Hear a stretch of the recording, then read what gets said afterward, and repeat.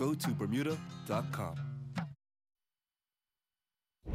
Tonight, breaking news, the president about to address the nation, making his case why he says we must build the border wall after his campaign promise that Mexico would pay for it. Now all of it shutting down the government day 18. And tonight, angry Democrats demanding equal airtime, and they'll get it. Also tonight, the woman officer who approached a murder suspect, he pulls a gun. She then pleads for her life. Tonight, the newly released video just in. The fast-moving storm targeting the Northeast. More than a foot of snow in some areas, and the tornado tonight, a confirmed EF1. The school teacher facing charges tonight, surveillance showing her dragging a boy with autism through the hallways of the school. We have news coming in on the Russia investigation, the accidental reveal tonight, what Paul Manafort's own legal team let slip today. Breaking news after millions of Americans watched the docuseries Surviving R. Kelly. Will there now be a criminal investigation after disturbing allegations involving several underage girls? There's also news coming in tonight on celebrity chef Mario Batali. And tonight, the DJ pleading guilty in the murder of a school teacher after DNA from a genealogy website. DNA from a half-sister helping to solve the case. This is ABC World News Tonight with David Muir.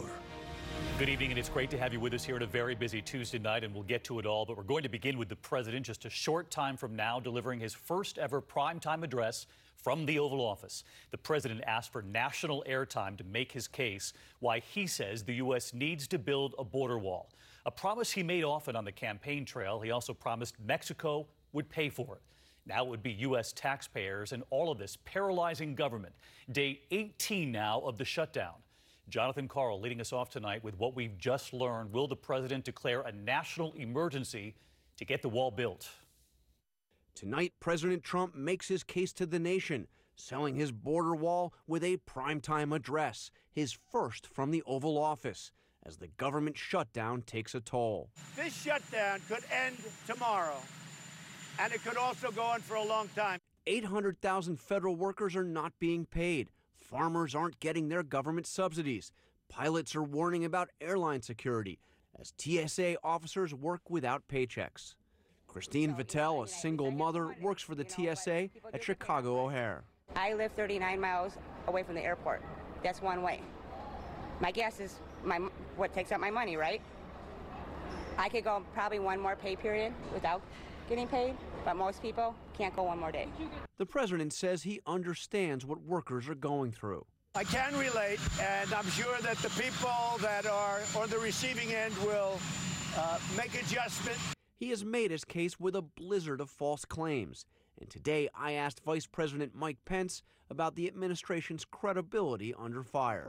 How can the president how can his word be trusted on this when he has said so many things that are just not true about this crisis?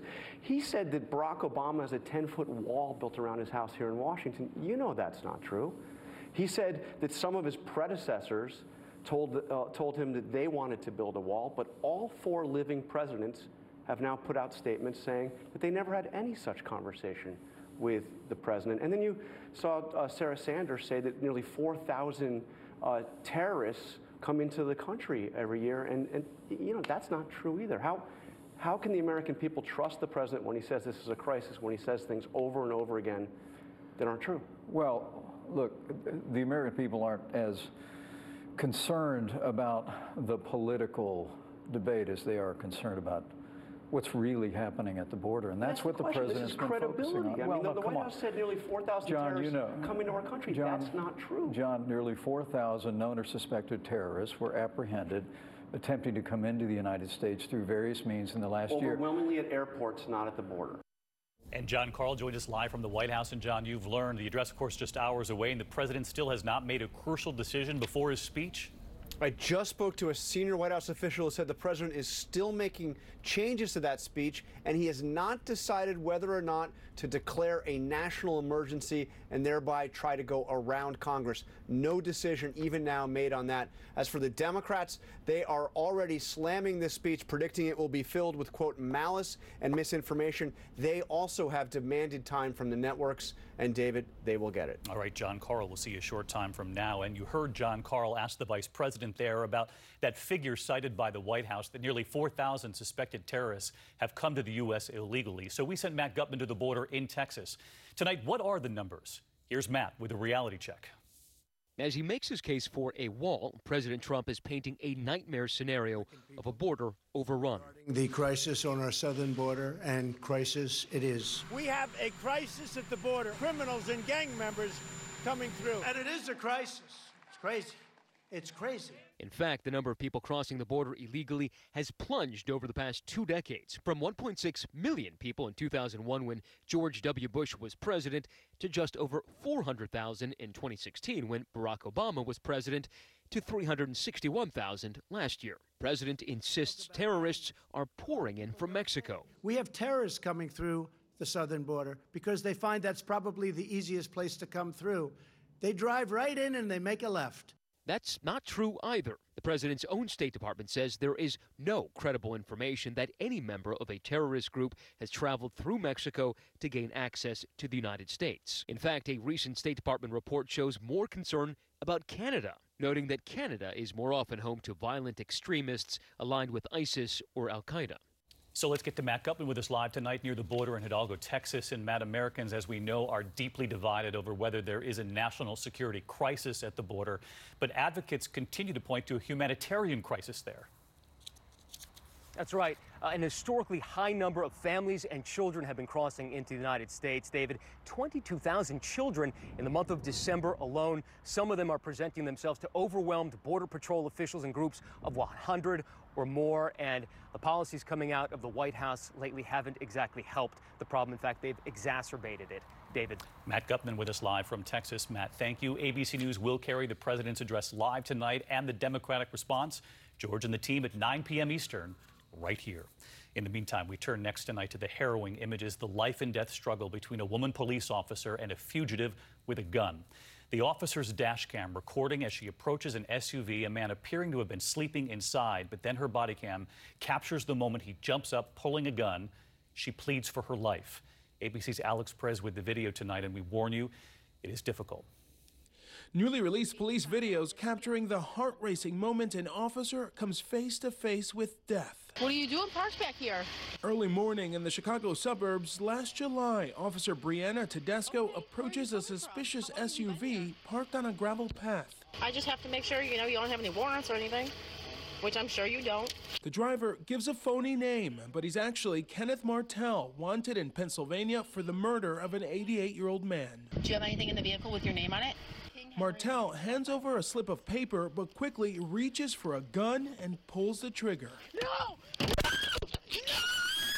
The gun jams. For 20 agonizing seconds, she tries to disarm him, pleading for her life. No, Catherine! No, Catherine! No! No! No! Please don't do me! Please! Please!